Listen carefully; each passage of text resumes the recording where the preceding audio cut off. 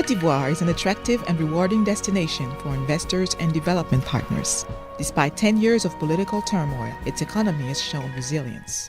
Indeed, 2012 economic growth is estimated at 8% and should reach 10% in 2014.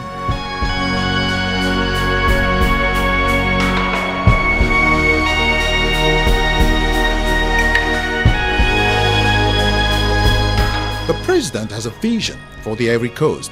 He wants to make Ivory Coast an emerging country by 2020. In 2012, with help from major international financial institutions and friendly countries, Cote d'Ivoire has drastically reduced its external debt from 68% of GDP in 2007 to just 18% in 2012. As a reminder, the global average is 40%.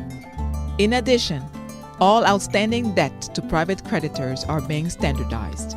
Now, the Ivory Coast has more than 23 million people. Its population is growing at a rate of 2.9% per year. Consumption increases. The level of demand is accelerating. The first duty of the government is to ensure the safety of persons and property, as well as social peace, improving the living conditions of population. Education, public health, housing,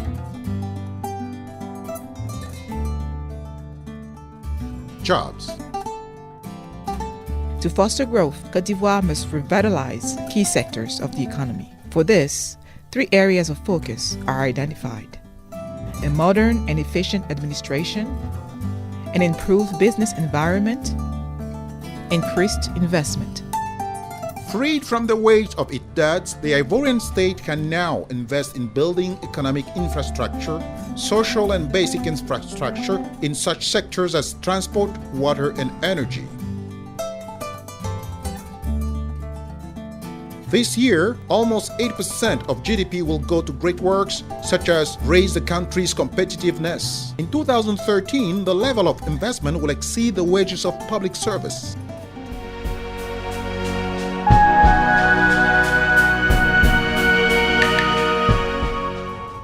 Cote d'Ivoire recognizes the private sector as an engine of growth.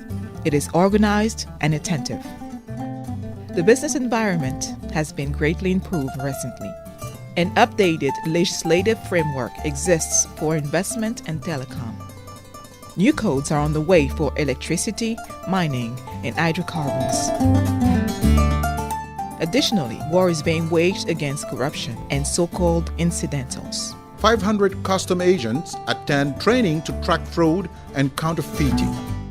Exemplary sanctions are applied, commercial courts are established. Transparency and independence of the judiciary must still improve. A deep reform is underway. It will ensure the safety of people and property.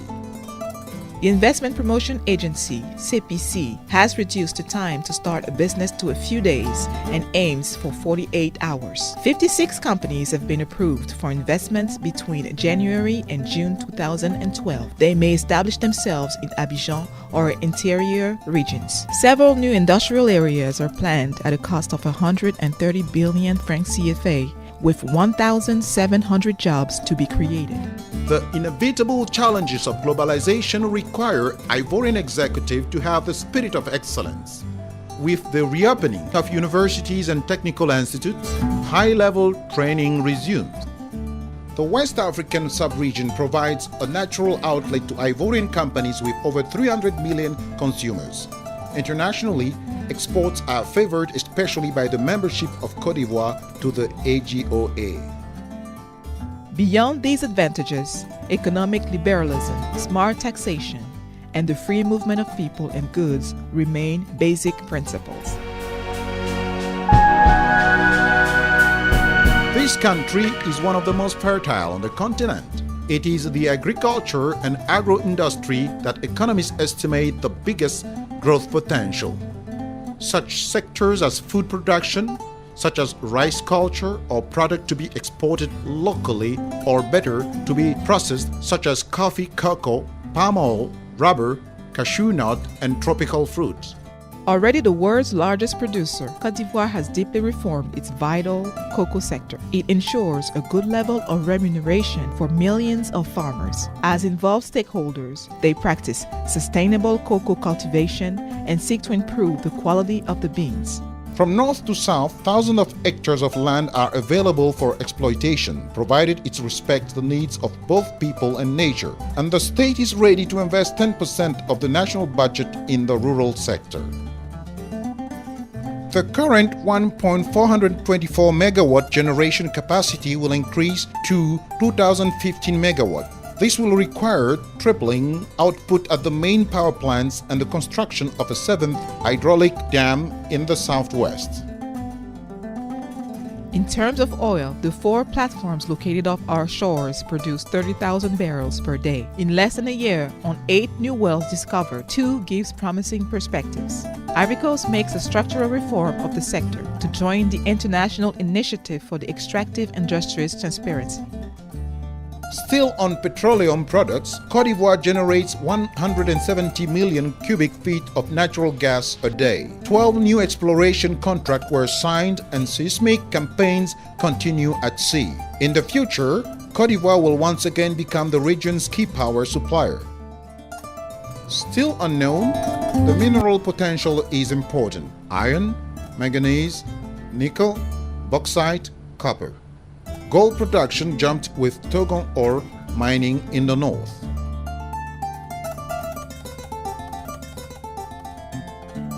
A railway line down the minerals in the port of San Pedro paved the way for enhancing the mineral potential of the Western Mountains. Between the total energy, mining and oil, it is a portfolio of 3 trillion French CFA on the 150 investment projects proposed.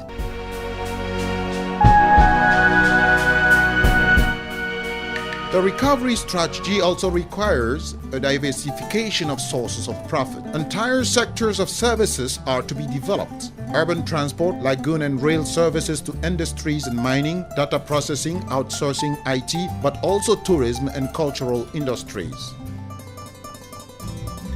The role of SME will be decisive. The retail giants are implanted in Abidjan. The planned opening of several malls, among the largest in Africa, are already scheduled. Luxury items, food, electronics, international brands are opening franchises. Airlines back. Construction sites are proliferating.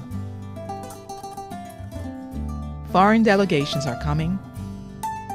Asian manufacturers begin to install.